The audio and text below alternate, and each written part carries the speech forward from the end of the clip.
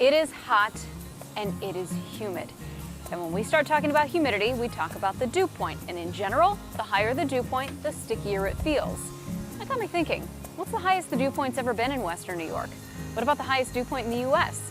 That's this week's Heather's Weather Wise.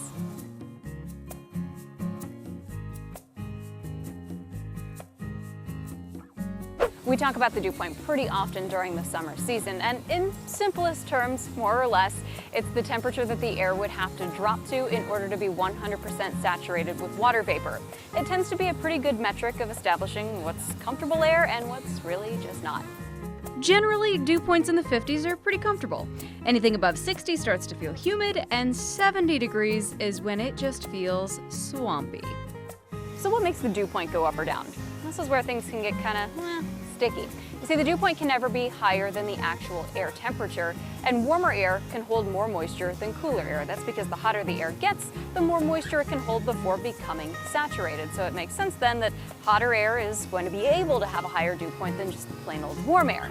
Another more subtle way that dew point can increase is with sinking air. That sinking can happen a couple of different ways. Underneath a strong area of high pressure, which tends to force the air to gently settle downward, or with something called downsloping, where winds push air from higher elevations to lower ones. For Buffalo, a south-southeast wind is considered a downsloping wind. Both of those factors came together here in downtown Buffalo, June 18th into the 19th of 1994. At midnight, the Buffalo airport reported a temperature of 80 degrees, and get this, the dew point was 79. Ugh, Miami of the North, right?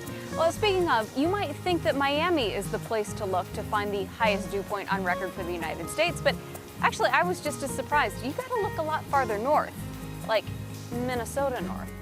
On July 19th, 2011, a weather historian in Moorhead, Minnesota logged a dew point of, get this, 88 degrees. About 200 miles away, the Minneapolis airport had a dew point reading of 82. Air temperatures were in the mid-90s that afternoon. And maybe you're wondering, well, why isn't Miami the dew point capital of the U.S.? I mean, it's constantly humid there. Miami is right on the ocean in a spot where water temperatures really don't vary all that much.